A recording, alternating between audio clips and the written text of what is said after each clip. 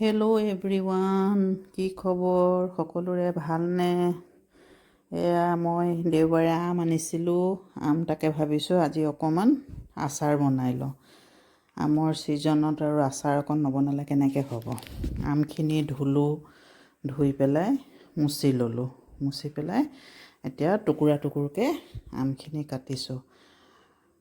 এতিয়া পিছে আমৰ আচাৰ বনাবলৈ বতৰটো ইমান সুবিধা নহয় যদিও আৰু মনা নাই যে অলপ বনাই লওঁ আমৰ আচাৰকে। আপোনালোকে বনাইছে নাই বাৰু?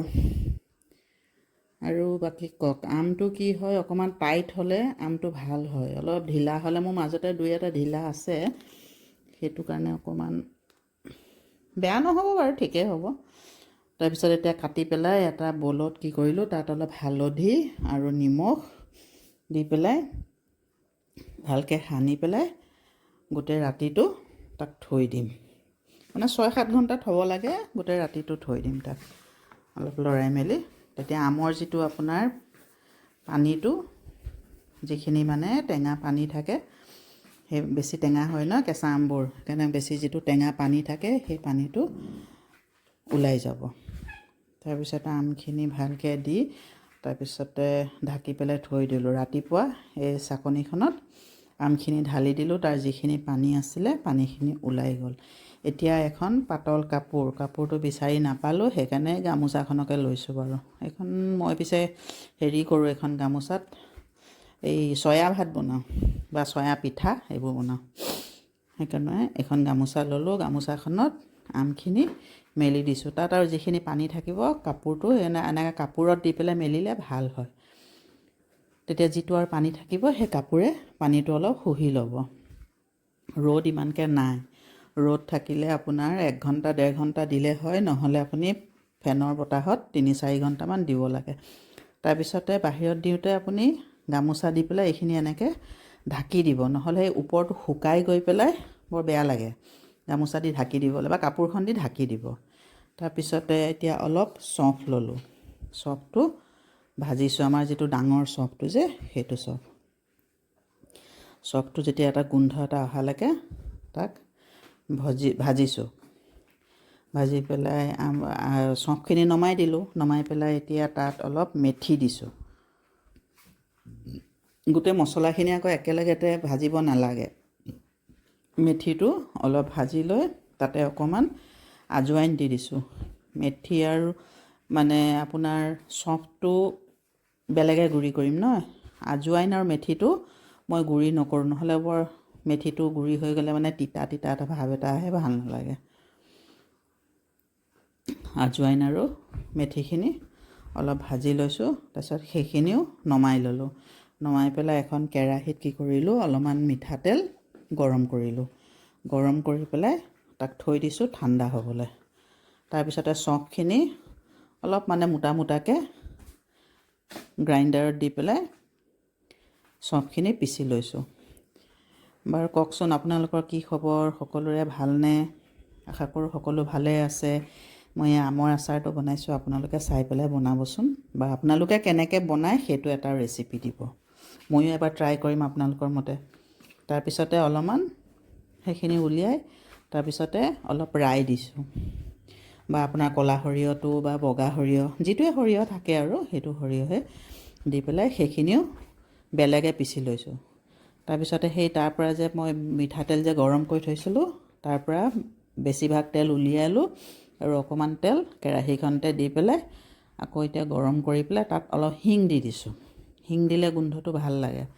তাৰপিছতে এইখিনি হৈ গ'ল আপোনাৰ মেথি, আজৱাইন ভজা, চফৰ গুড়া, সৰিয়হৰ গুড়া আৰু কালাজিৰা এইকেইটা। এতিয়া এটা গামলাত কাশ্মীৰী লাল মিৰ্চ, ৰঙাটো যে যিটো ৰঙৰ কাৰণে ব্যৱহাৰ কৰা হয়, সেইটো 1 পেকেটেই দিছোঁ পূৰা। মোৰ ধৰক আম 1 কেজিমান হ'ব। তাৰপিছতে তাত দি দিছোঁ নিমখ। এটা গামলাত জলকীয়া গুড়িখিনি লৈছোঁ, কিন্তু জ্বলা নাই কালাৰৰ কাৰণে। তাৰপিছত তাত দিছোঁ নিমখ, তাৰ ওপৰত দিছোঁ হালধি অলপ, তাৰ ওপৰত আৰু অকণমান জলকীয়া গুড়ি দিছোঁ। অকণমান জ্বলাও হ'ব লাগিব ন, আৰু কাশ্মীৰী মিৰ্চ কিন্তু জ্বলা নহয় সেইখিনি। তাৰপিছতে সেইখিনি দি এতিয়া ভালকৈ লৰাই তাৰপিছত তাত দি দিলোঁ এই যে আপোনাৰ হিংখিনি যে মই গৰম কৰিছিলোঁ সেই হিঙৰ তেলে সৈতে দি দিলোঁ সেইখিনি প্ৰথমে দি পেলাই সেইখিনি অকণমান লৰাই লৈছোঁ ভালকৈ লৰাই তাৰপিছতে তাতে আৰু বাকী থকা তেলবোৰ অলপ অলপকৈ দি দিম তাত মই কালাজিৰা দিছোঁ পাহৰিয়ে গৈছোঁ ক'বলৈ কালাজিৰা আৰু মেথি আৰু চফখিনি মেথি আৰু আজৱাইন আৰু সৰিয়হ আৰু চফৰ গোটেইখিনি চফ দিয়া নাই অলপমান চফ দিছোঁ তথাপিতো মোৰ অকণ মছলাটো বেছিয়ে হৈছে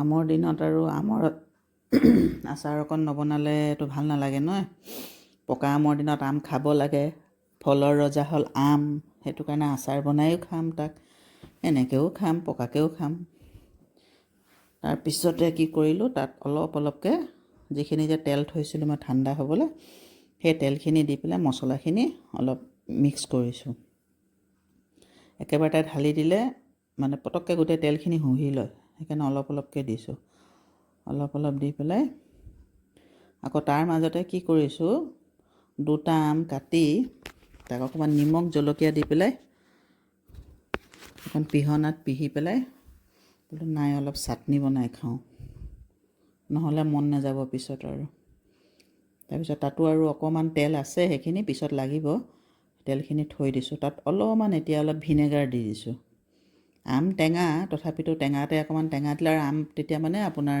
আচাৰখিনি সোনকালে বেয়া নহয় না ভিনেগাৰ অকণ প্ৰত্যেকটো আচাৰতে দিবই লাগে অকণমান নেমুতকৈ ভিনেগাৰটো দিব লাগে নেমুটো মানে কি হয় আপোনাৰ যদি আপুনি লগে লগে খাই ধৰক এসপ্তাহ 10 দিনৰ ভিতৰত যদি খাই শেষ কৰি দিয়ে তেতিয়া নেমু দিয়ক একো নাই নহ'লে আপুনি ভিনেগাৰ দিয়ক এইখিনি চাওকচোন মই যে কৈছিলোঁ আমৰ চাটনি বনাইছোঁ বুলি সেয়া আমৰ চাটনি অলপ খালোঁ তাৰপিছতে এতিয়া কি কৰিছোঁ সেই আমখিনি ৰ'দটো নাই তাৰপিছতে অলপমান ফেনত দি দিছিলোঁ দি পেলাই এতিয়া আমখিনি তাত দি দিছোঁ দি পেলাই এতিয়া ভালদৰে লৰাম আমখিনি লৰাই আৰু এটা আমৰ আচাৰ হৈ গ'ল আৰু কিন্তু খাব পৰা হোৱা নাই এতিয়া লাগিব কেইদিনমান এতিয়া ৰ'দ দিয়ে নিদিয়ে নাজানো আৰু এতিয়া সেইখিনি খুব ভালকৈ লৰাম আমখিনি লৰাই পেলাই গোটেই আচাৰ মানে হেৰিখিনি আকৌ তেলটো বেছিকৈ দি দিলে কি হয় আপুনি বৈয়ামত ভৰাওঁতে গোটেই মছলাখিনি তলত হৈ যায় আমখিনি ওপৰত হৈ যায় সেইটো কাৰণে মই এনেকৈ দিওঁ আৰু কেইবা প্ৰকাৰৰো বনাওঁ বাৰু আৰু এটা বনাম বাৰু আপোনালোকক চাওঁ যদি দিব পাৰোঁ দিম 4টামান আম আছে দেখা যাওক কি হয় অকণ মিঠা নিচিনাকৈ বনাম তাৰপিছত সেই বাকী যে যিকণ তেল আছিলে সেই তেলকণ তাত দি দিছোঁ কিন্তু পিছত ৰ'দত দিওঁতে আপোনাৰ তেলটো ওলাই যাব বাৰু এতিয়া অকণমান কম কম লাগিছে একো নাই হ'ব আৰু ভিনেগাৰো আছে ন ভিনেগাৰো অলপ গলাই দিব আৰু ৰ'দতো অকণমান আমটো গলিব তাৰ হৈ যাব আৰু তে আমৰ আচাৰ হৈয়ে গ'ল আৰু তৈয়াৰ হৈ গ'ল সেই আপোনালোকক দেখুৱালোঁ মইনো কেনেকৈ বনাওঁ আমৰ আচাৰ সেইটোকে দেখুৱালোঁ আপোনালোকেও এবাৰ বনাব একদম ইজি প্ৰচেছত বনাইছোঁ দেই আপোনালোকেও বনাব বনাই কেনেকুৱা হৈছে জনাব মোকো কমেণ্ট কৰিব কেনেকুৱা হৈছে আচাৰটো খাই পেলাই বা আচাৰটো বনাই কেনেকুৱা লাগিছে আপোনালোকে জনাব যদি মোৰ কিবা থাকি গৈছে সেইটোও ক'ব তাৰপিছত এতিয়া এই বটলত ভৰাই দিছোঁ ভৰাই পেলাই তাক আৰু ভালকৈ মুচি পেলাই খালি এটা মানে কি হয় আপোনাৰ আচাৰ যিকোনো আচাৰ বনালে এই যে এতিয়া ধৰক এই মই ঢাকনখন লগত পাহৰিয়ে গৈছিলোঁ মই এই যে বটলৰ মুখখনত যে ভৰাওঁতে যে আচাৰটো লাগি থাকে সেই জেগাটো সদায় মুচি থ'ব নহ'লে সেইটোৰ পৰাই আচাৰ ভেঁকুৰ লাগে সেইকাৰণে সেই জেগাডোখৰ পূৰা শুকানকৈ মুচি থ'ব সেইটো আপুনি যেতিয়াও আচাৰ উলিয়াব তেতিয়াও মুচি দিব এয়া হ'ল চাওকচোন খাব দেই আপোনালোকে সকলোৱে বনাই আজিলৈ এবিধ আচাৰ বনালোঁ আৰু এবিধ আচাৰ বনাম কেতিয়াবা আজিলৈ আহোঁ বা